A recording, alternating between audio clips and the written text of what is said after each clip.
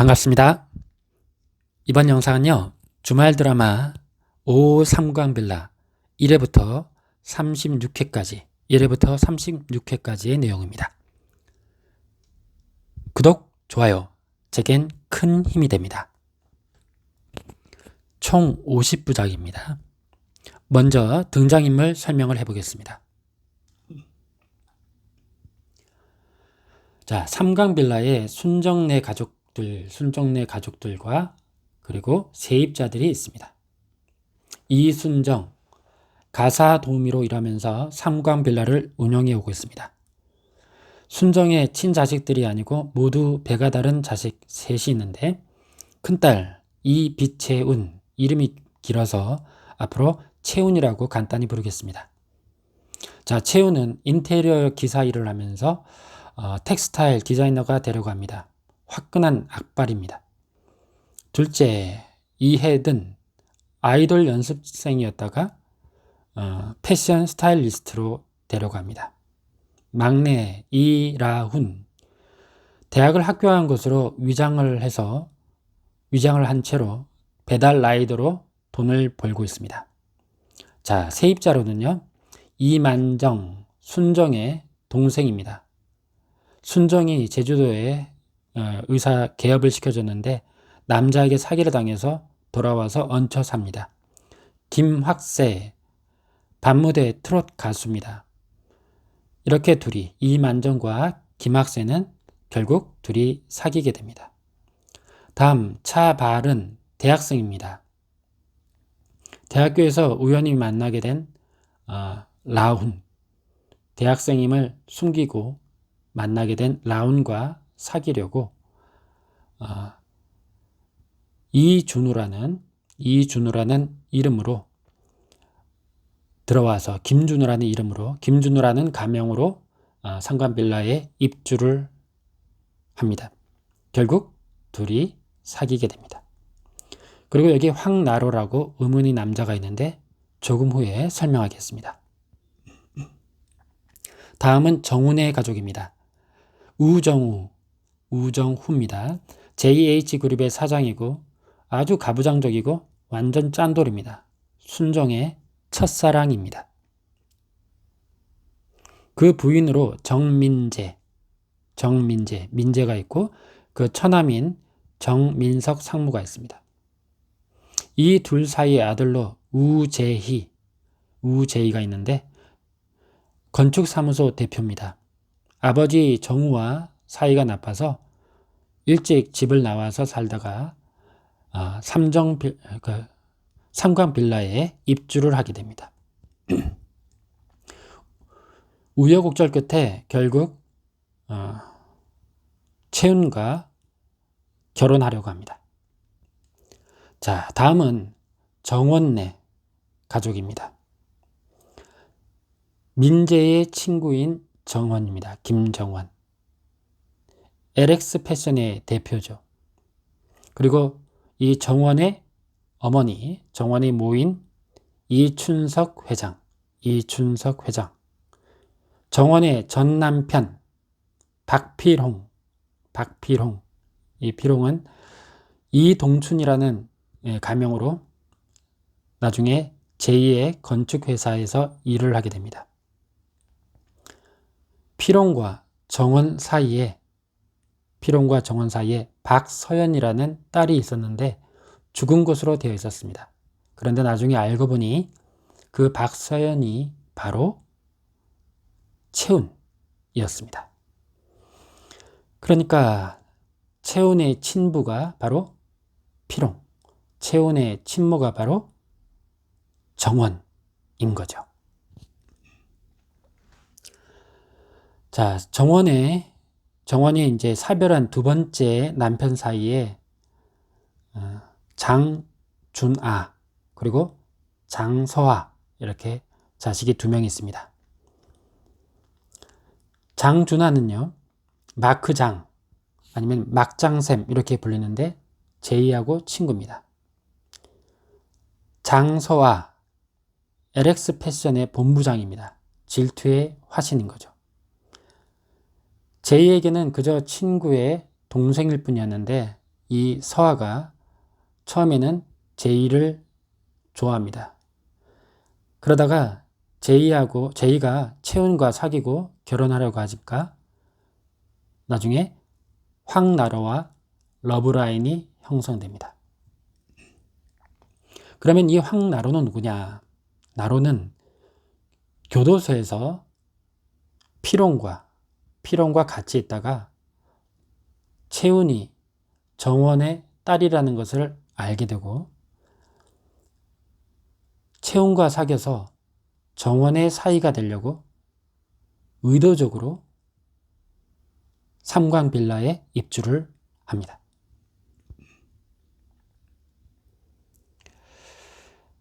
네, 그렇게 전체적으로 등장인물 설명이 되겠습니다. 자, 그러면 이제 간단한 줄거리를 정리해 보겠습니다. 제이와 같이 건축 일을 하던 채운이 공모전에 응모를 해서 최우수상에 당선됩니다. 하지만 곧 당선이 취소됩니다. 어떻게 된 일이냐?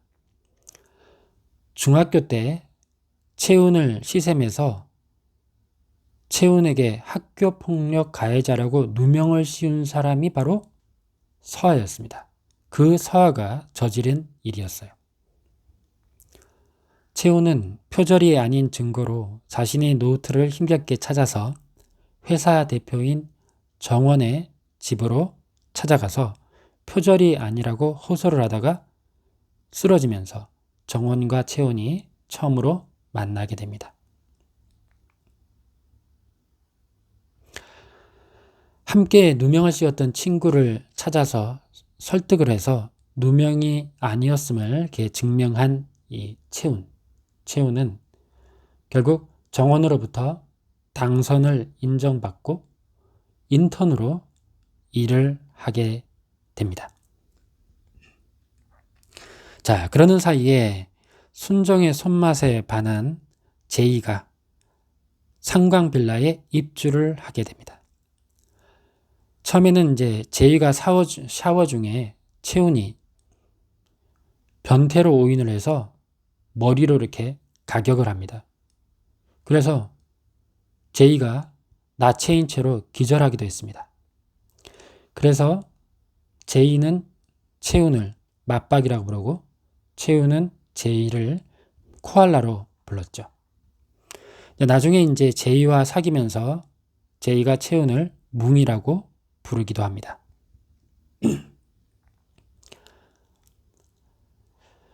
의도적으로 입주를 한 이 나로는 실제 처음에는 채운을 좋아하지만 채운이 제이와 이렇게 사귀게 되자 결국은 방향을 바꿉니다. 방향을 바꿔서 여기 서아하고 서아의 외할머니인 춘석 쪽으로 접근을 합니다. 가사 도우미로 일하던 집에서 순정이 정원을 만나게 되면서 깜짝 놀라 당황합니다. 어떤 사연이 있었냐? 사고뭉치인 전 남편 피롱 때문에 정원이 우울증이었어요. 그게 우울증이 심해서 정원의 어머니 춘석이 순정에게 채운, 그러니까 어린 박서연을 돌봐달라고 합니다. 그리고는 춘석이 피롱에게 돈을 쥐어주면서 피롱을 떨궈내고 순정에게 급한 사정이 있으니까 얼마 동안 다른 곳에 가서 좀 지내라고 합니다. 그리고는 연락을 두절한 겁니다. 연락이 두절됐던 것입니다. 자, 그 다음에 어떻게 됐느냐? 나중에 순정이 찾아가니까 정원은 이미 딸 서연이 죽은 걸로 믿고 있었고 춘석이 순정한테 비밀로 하라고 협박을 합니다. 그래서 어쩔 수 없이 비밀로 한 채로 이렇게 채운을 키워왔던 것이었습니다. 춘석의 집안이 망해갈 때 준하, 서아의 아버지 그 집안 덕에 다시 살아났대요. 그래서 춘석은 서화를 끔찍이도 아낍니다. 준하는 아버지가 아팠을 때 회사 일에 바빠서 제대로 돌보지 않았던 정원에 대한 그런 반감이 있어서 외국에 나가 살다가 귀국하고도 연락을 않고 지내오고 있었습니다. 자, 그런 상황에서 순정이 정원에게 채운이 서연이라는 것을 알립니다. 하지만 춘석과 피롱이 서연을 버린 것은 알리지 않고 순정 자신이 데려간 것처럼 그렇게 알립니다. 어머니 역할을 이제라도 하고 싶어하는 정원에 의해서 채운이 정원의 집에 가서 살게 됩니다. 하지만 이 서와 그리고 춘석 그리고 나로 이렇게 함께 작당을 해서 정원의 딸이 정원의 딸이 채운이라는 의혹을 퍼뜨리게 되고, 아직 회사에서 입지가 탄탄하지 못한 정원은 불신임을 받을 위험이 있어서 결국은 정원은 회사 사람들에게 서연이 자기 딸이 아니라고 말하게 됩니다.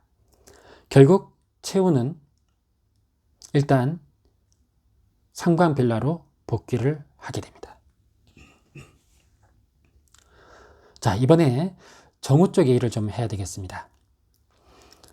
가부장적이고 완전 짠돌이인 정우에게 질린 민재는 정우에게 이별을 통보하고 결국 정우는 이혼을 하게 됩니다. 마음을 달래려고 고향을 찾은 이 정우는 마침 고향에 온 순정과 스쳐 지나가면서 어디 낯이 익는데 라고 생각하다가 급히 차를 피하게 되고, 그러면서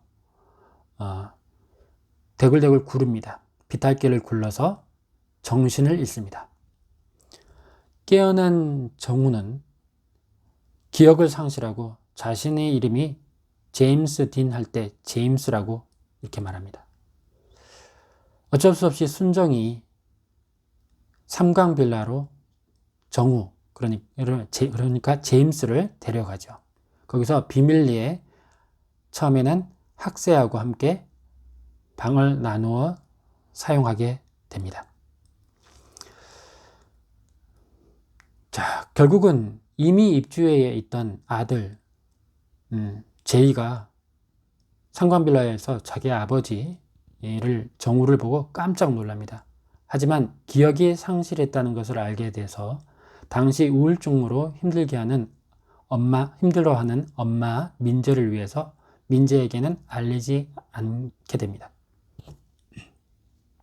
자, 삼관빌라에서 이 정우는 제임스로 아주 따뜻한 감성 정우로 지내면서 제이하고도 사이가 좋아지고, 그리고 채운과도 그리고 나머지 사람들과도 좋은 사이로 지냅니다. 결국은 민재가 알게 되어서 정우를 데려가게 되는데, 그렇게 데려가는 도중에 정우는 이제 길에서 쫓아오는 사람들을 빚쟁이라고 알고 도망가다가 또다시 넘어져서 머리를 다칩니다. 그리고는 다시 원래대로 기억이 돌아옵니다. 물론 상관빌라에서의 기억은 유지한 상태지만 완전 짠돌 정우와 감성 정우를 오락가락합니다.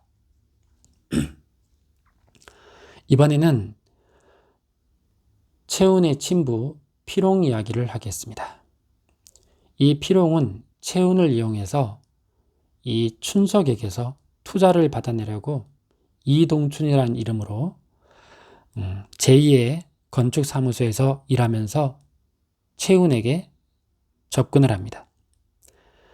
나로가 먼저 알게 되고 제이도 알게 됐지만 채운에게는 말하지 않았습니다.